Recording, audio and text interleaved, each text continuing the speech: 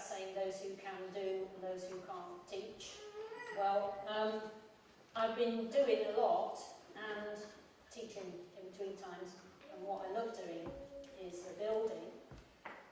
But there's going to come a time when I can't carry all those slates up and down the ladders like that. I can't do it now like I used to. And I'm putting my thoughts towards the future. And partly that's a personal journey because none of us can carry on doing heavy work forever. And partly it's because things are changing now in the construction industry. And we're trying to respond to that change and do something positive about it. And the language that people are using within construction is changing. And we're trying to put out there a bigger picture and provide more opportunities in a different sort of way for construction than mainstream might be aware of. So, for me, the essence of training is not so much what we're doing, but how we're doing it. And it always has been. And it's like those slides that Bruce showed and that Graham showed. It's about working in community. And I've just found throughout my whole career that if we work together, we can do so much more than if we were on our own, just trying to get the job done. And it's much more fun, and it's much more productive. And so these are values that are not part of the mainstream construction industry, but they're values that I've worked with all of my working life. Now, partly I think I've got an advantage in that because I'm a woman. And that meant that I was excluded pretty much from regular building sites because there just wasn't a place for someone who was so different. And that was the same for black people as well, and it was the same for small men. So it was particularly so for half of the population. But what that has done, apart from in the early days, of course, making me really angry, is I've moved on from that to thinking about, well, you know, there's always a positive story in every adversity. And for me, the positive story is that I've really learned about working together. And that's why I say that natural building involves these values, intuition, as well as skill, knowledge, and experience. You've got to have a gut feeling about it. You don't have to have a gut feeling about it, but if you do have a gut feeling about it, it's good to explore that. It's good to give it space. It's good to talk about it with other people and see if your gut feeling is actually something that can be useful or helpful. And how we do things is important. The way that we do things is important. And it's not just, because the construction industry is all about piecework.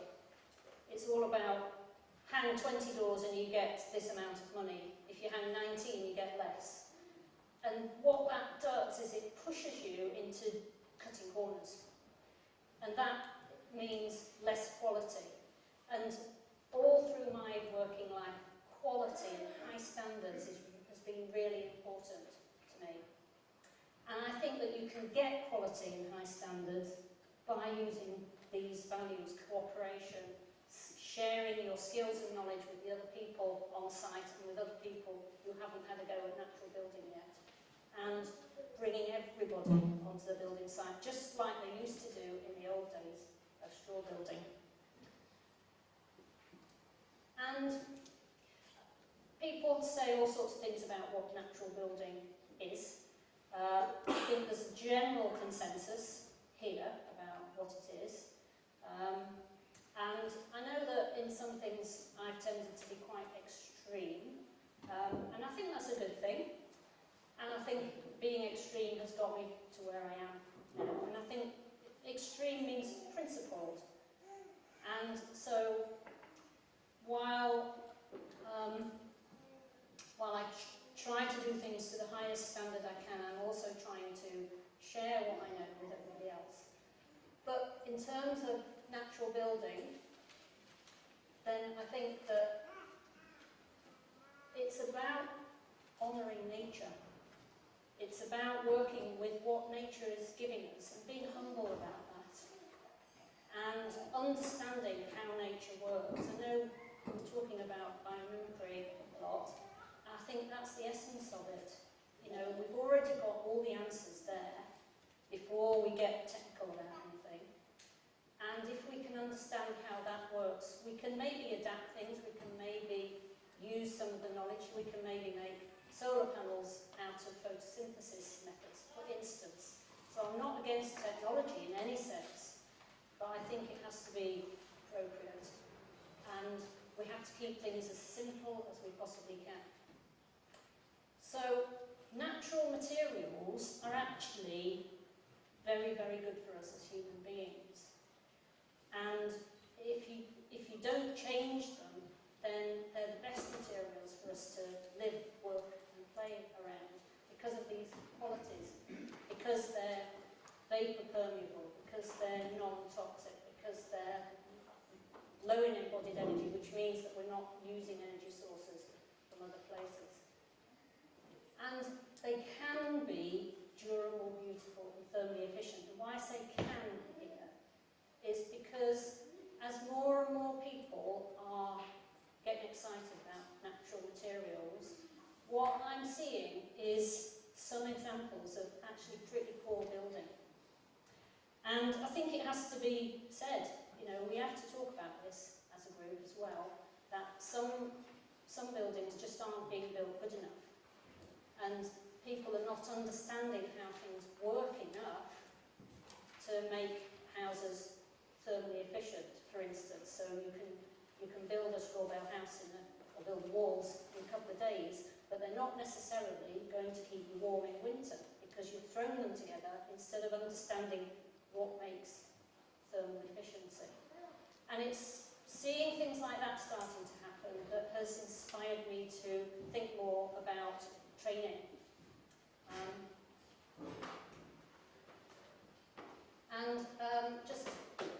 Just a bit more on natural materials. I know you know all about these things. But there's more and more talk about bio-based materials now.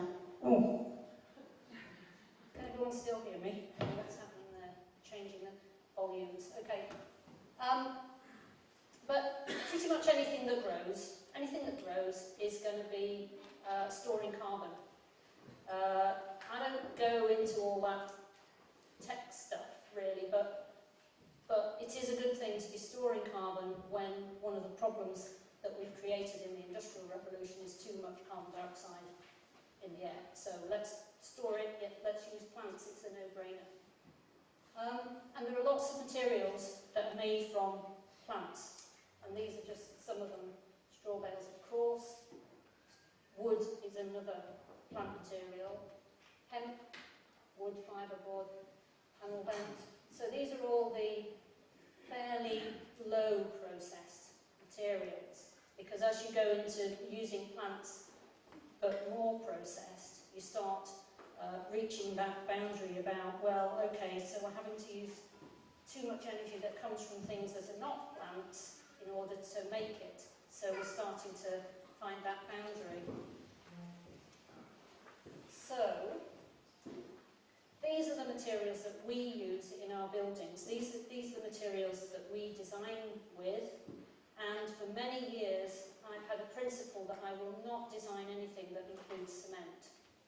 Now that's not because I don't think cement is any good. It's obviously got some really positive uses. But cement is the great polluter because we use so much of it.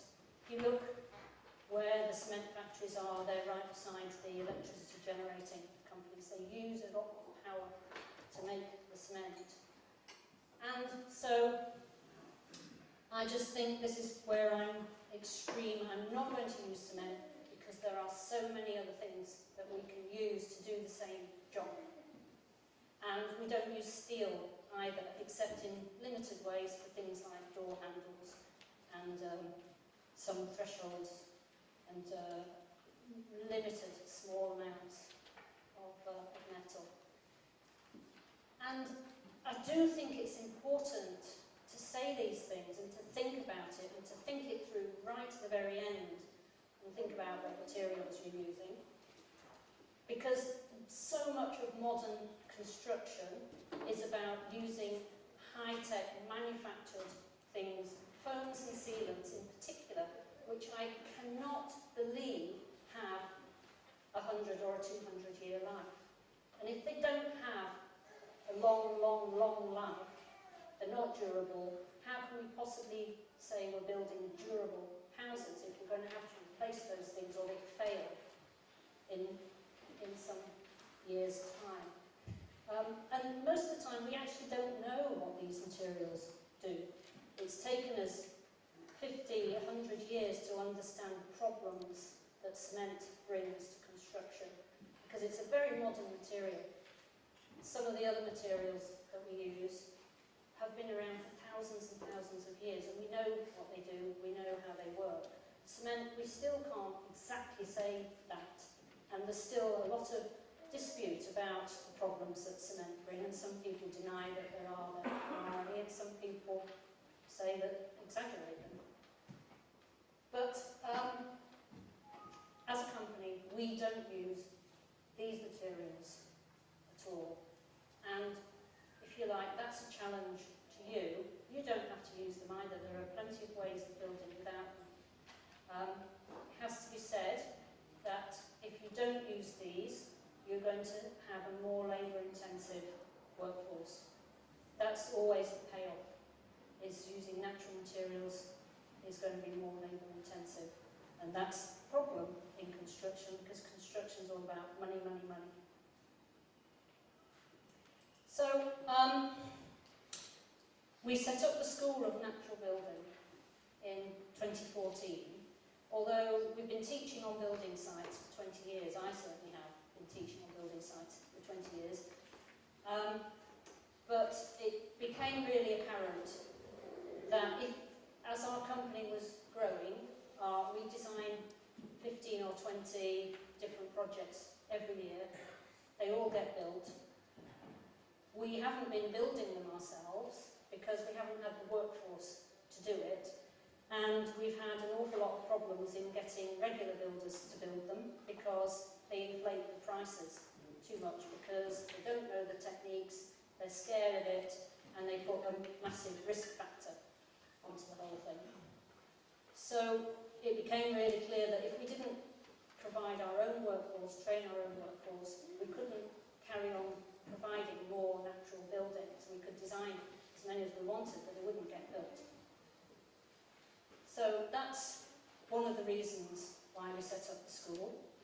Another reason is as I've mentioned, we're starting to see natural buildings that are not very well built, and people not really understanding what well built means and why you can build a straw bale house and you still have high heating bills.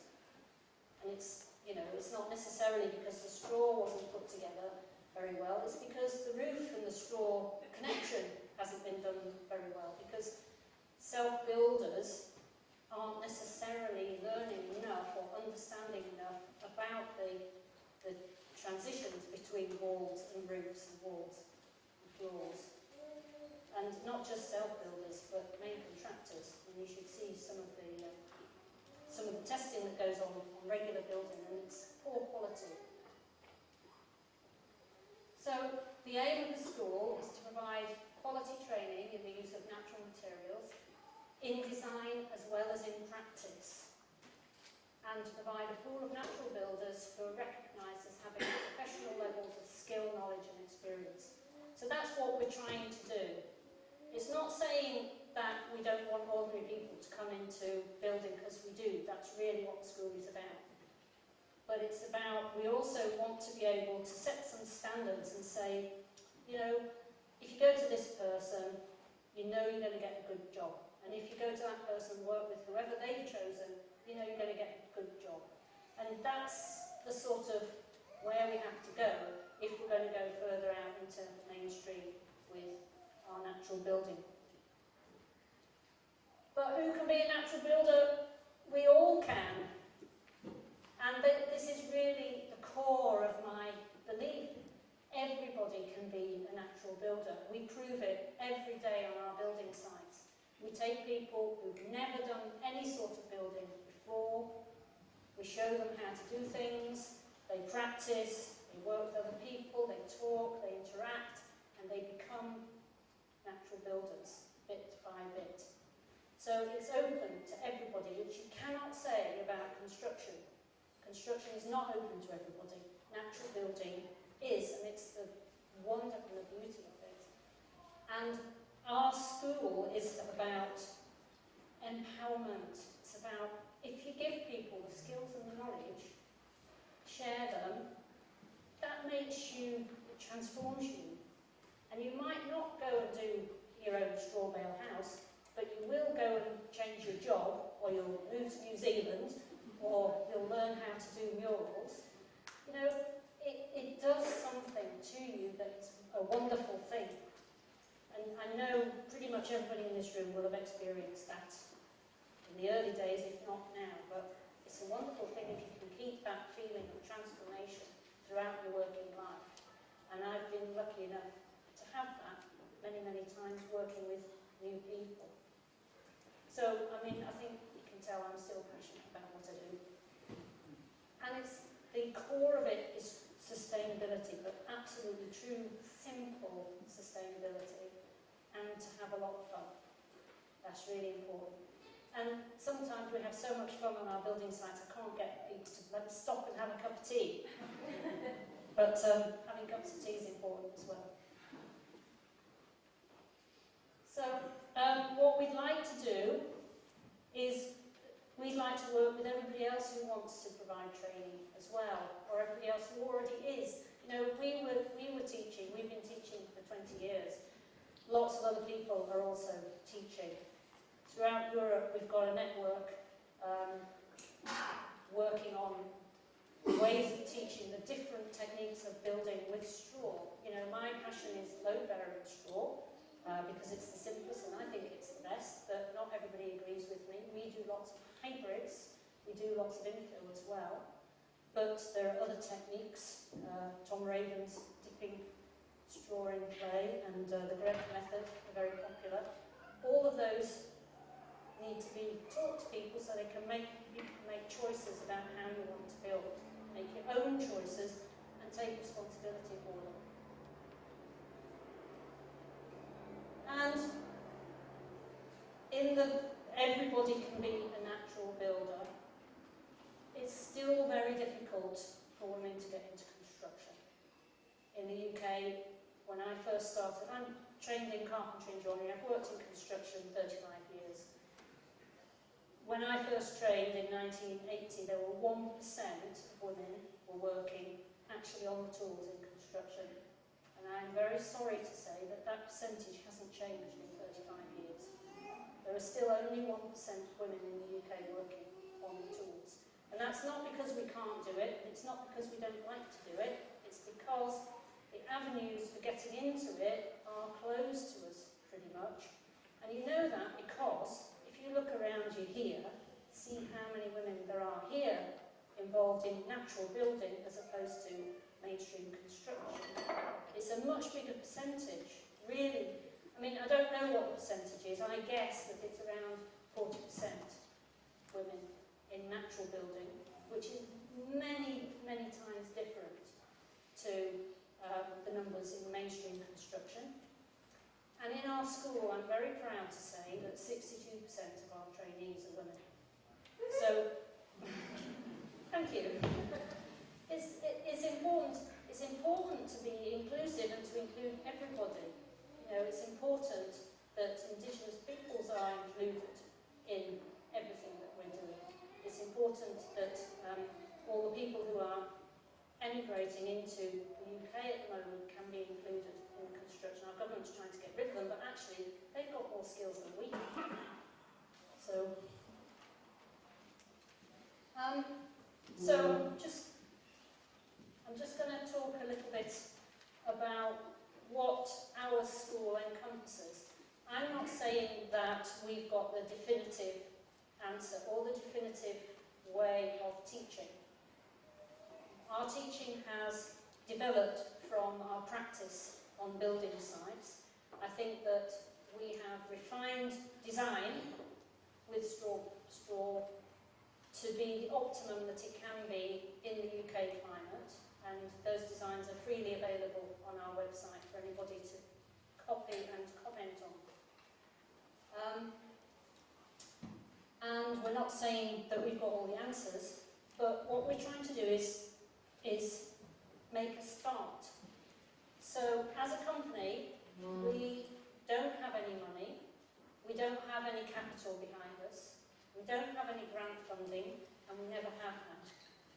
And Eileen and I, she's my co-director, we were talking about, we want to build more buildings, but there just aren't people there who know how to do it. What can we do about it?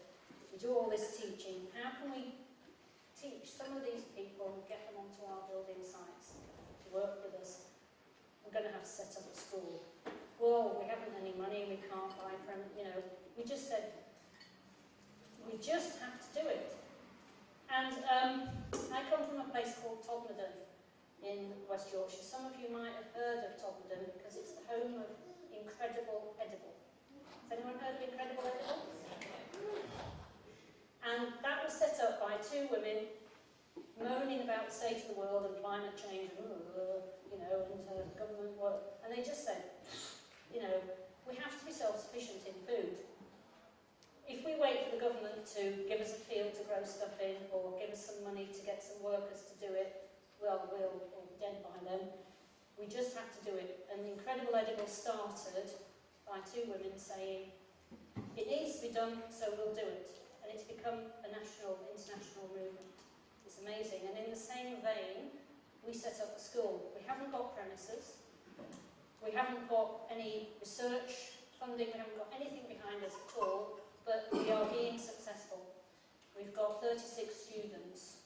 And they're all very excited and very keen and very engaged, and they're already coming through, and we're training them up not just in the natural building skills, but in teaching and passing on skills to other people as well. So it's starting to work. We've been running 18 months and it's starting to work. So a lot of people come to us and they've already done a bit of natural building, and they want to work with us, and they want to improve their skills, and they want to widen their skill base. So traditionally in construction, you do one thing. You just do plumbing. And if you just do plumbing and you specialise in drainage, or you do carpentry, but you work in a joiner's shop and you just make windows. That's how it's gone in mainstream construction. In natural building, my experience is that you just love it so much. You learn how to do building with straw, and then you learn how to plaster, and then you learn how to do murals, and then you learn how to fix ceilings, and you just keep going because learning is so much fun. And I hope you all feel like that. And then at some point you think, well, actually, I like doing this bit more than anything, so I'll do that more. But I can still help out with all these other things because I know how to do them. And that's sort of what the school is all about, is learning a lot of different things, not just one thing. And what we found is most people take about a year and a half to go through the whole training. And it's because people we're working with, they can't give up the rest of their life. There isn't enough work for most people to work in natural building full-time. We can't offer anybody a full-time job. We don't. Nobody works for us full-time except me and Eileen. And so you've got to be able to have a ducking and diving, flexible lifestyle if you're going to survive. That's certainly how it is in the UK, if you want to work in natural building predominantly. So you might have to do some work translating students' papers, or you might have to do work picking up a carpentry job on a regular building site as well as doing the thing you want to do, which is natural building. And also, lots of people have parental responsibilities, men and women, looking after kids. So you can't just sort of drop all that. So you might be able to organise to come on courses in your holidays or in the school holidays because your partner can look after the kids there. So flexibility is the key to what we're offering. And so there's no start date and no end date and no place. So this is a funny school. We don't have a location, and we don't have a term system either. You can do the courses whenever you've got time to do the courses. You don't have to do them in a particular order. You just have to work through the things that are in the curriculum, which is practical on-site training, theoretical classroom-based training, and most importantly, experience, practice. So you can't graduate from the school just by doing the courses.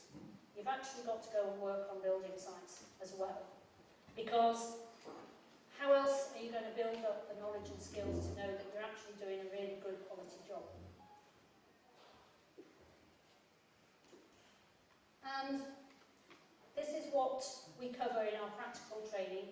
We decided, we're doing this without funding. We'll do the things that we absolutely know how to do.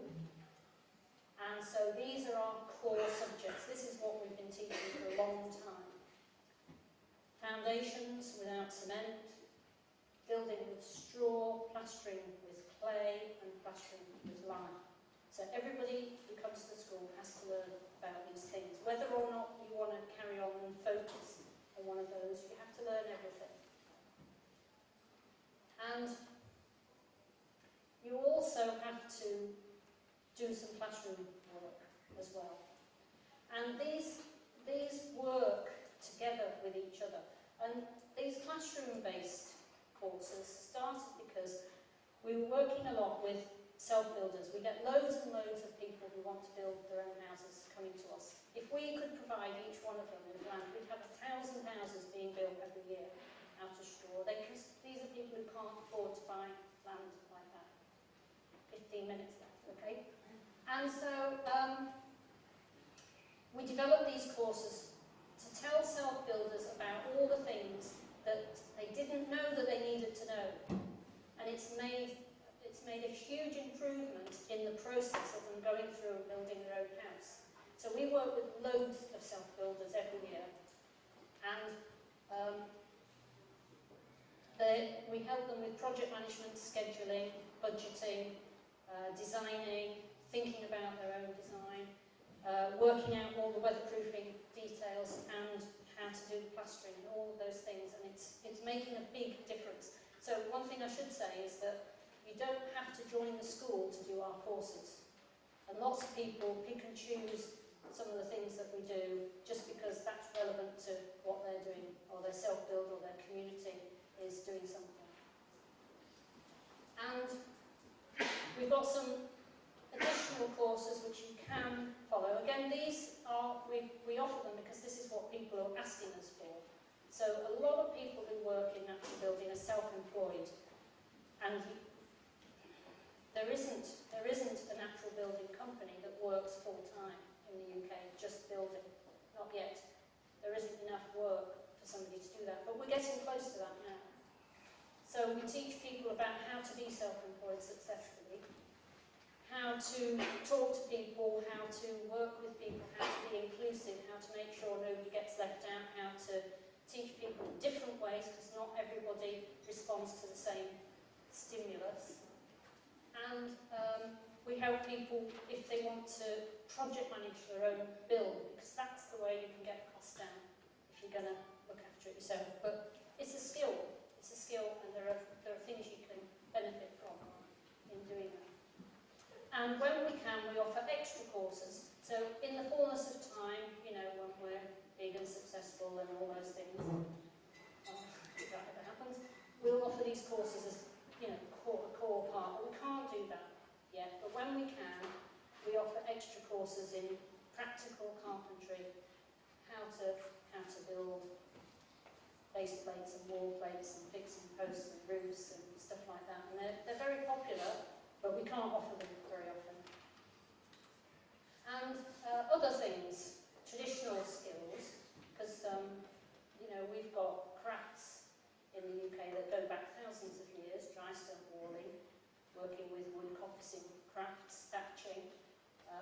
things, working with natural materials, can be part of the school. We'd like them to be part of what we can offer, but we can't do it yet. And we've tried really hard to get accreditation, and funnily enough, it turns out that nobody is even interested in what we do unless we can guarantee 100 bums on seats who are paying money to get a certificate at the end of the year. We can't do that. We are trying to work towards an unregistered accreditation, which will, in the fullness of time, become accredited as more people join the school. But accreditation has just gone stupid. It's all about money, really, funnily enough, like everything else. And in the UK, we have very little quality training. In any practical skill, all the quality training got axed in the 90s by Thatcher and hasn't been replaced. And certainly, as a woman, it's extremely difficult to get quality training now because mostly you need an employer, and employers still don't take on women very, very often.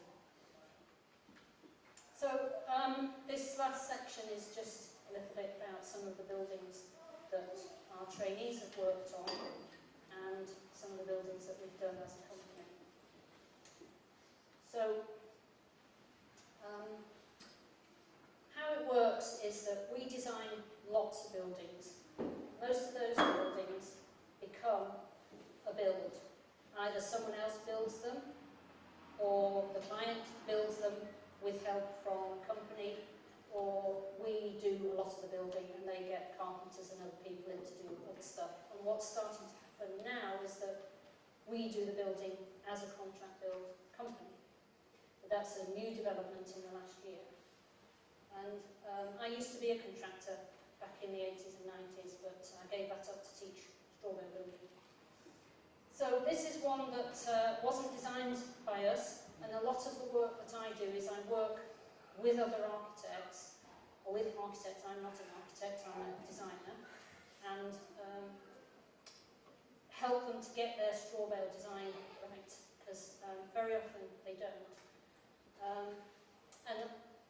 And so this is a really interesting one. So it's a recycled steel frame barn on a farm, where they moved this steel frame from a different part of the barn and then built a load-bearing straw house underneath it. Great idea, works really well. And we worked with them to do foundations, the walls, and plastering. And that's a very typical project for us. And what that means is that we run training courses to do all of those aspects of the build. So that's where people in the school get their experience from, and the friends and family of the people who we're working for can join in as well. So it's a win-win for everybody. This is one up near York, again designed by other architects, and our students helped to work on this. And what we were asked to do here was to teach the builder how to work with straw. And very often what happens when that happens is that they don't give you enough time. They think, oh, we can do it. And there were some problems with this because they only had us on site for 2 days, which is not enough to be able to make sure that someone can do a good quality build. That's not enough learning to work with straw. But anyway, there you are. This is one we did design. This is one that we're really proud of. It's a Living Building Challenge building. It's the first registered project in the UK. We're working on it now. It's being built by volunteers of the Curzon Valley Visitor Centre and the Curzon Valley Park, and we're working with them, we're mentoring them, and we're teaching courses on site. So when I get back over from here, I'll be off there to teach straw bale building. So it's very low impact, and all of our designs are meant to be user-friendly. So the way we design our carpentry, the way we design our foundations, the way we put the roof together is all fairly simple stuff that pretty much anybody can get their head around. And with a good lead person on site, most people can manage to do it. It takes longer than it would do if it was contractor built, but you can do it. this is absolutely proving point. They're an amazing group of people. This lot, I mean, I think I must have the best job in the world, really. I just meet some fantastic people. The people who run the Selborne Society, which is one of the oldest societies in the UK, they're all over 65. They're retired engineers, carpenters, PA assistants, and honestly, it's as though they're 5 years old again. They have worked with us. We designed this with them. They've worked on every single part of this. They've built it themselves. We've run some training days with them, but basically they've gone on and done it. And it's a fantastic building, really, really fantastic. And it's a fine example of the sort of thing we do a lot of, community buildings where the community themselves build with our support. Down to Earth project in Swansea is another one like this, designed by somebody else, a reciprocal frame group, and we worked with them to teach them straw bale building and clay plastering skills. This is an observatory for the Royal Society for the Protection of Birds, which has been built by their own staff under our supervision, and it's just a fantastic building. It really, really works, and they learned all these other skills. The RSPB have very practical-minded staff anyway, and so they took to this like ducks take to water. They just, it was just an extension of what they do, and they just all got completely overexcited and wouldn't stop working, basically. So this is, if you like, where we're going with some of our projects, which is very high quality houses that you wouldn't even know were made of straw. So this is a passive house with a framework built in Norfolk 3 years ago, and it's just fantastic. It's beautiful, and it looks like all the other houses in the village. So you can't, it's not even quirky, funky, you know, like a lot of the houses we see around the place. It just fits in with the landscape, and it's got straw walls and straw on the roof. Well, actually, that's not true. It's got reeds on the roof, and the reeds are cut from a local estuary. And again, it's an example of how we've almost lost that knowledge, because the estuaries have been drained, they've been built on, and the material that we need for our house building is being destroyed. Fortunately, that trend is reversing now. This is another straw passive house, but this time it's a load-bearing one. This one, if you know about passive house building, passive house asks you to achieve an air tightness of 0.6 air changes an hour. This one achieved 0.26, so it's extremely airtight. I'm not a massive fan of passive house and that level of airtightness, I have to say, but I wanted to do these because I wanted people to know that we can do all the modern technology things with straw if we have to. And it's a very, very well-built house. Our contract build team did the straw part of this, and a guy who we've taught lime plastering, his company did the lime. This is old news now, but 8 years ago we designed and built 4 council houses out of load-bearing straw, no framework. They achieved an air tightness of 2.6 without using any tapes or anything, without using all that extra gubbins and sticky stuff. We didn't use any of that, and we still got a very, very good air tightness test on this. And terraced houses, again, built by self-builders, these, at a very low cost. And finally, big stuff. This is, you can go and have a cup of tea in the cafe here in Haringey. I'm going to stop there because chance for questions. I know I tend to go on a bit, but does anybody want to ask me anything? Thank you, Barbara.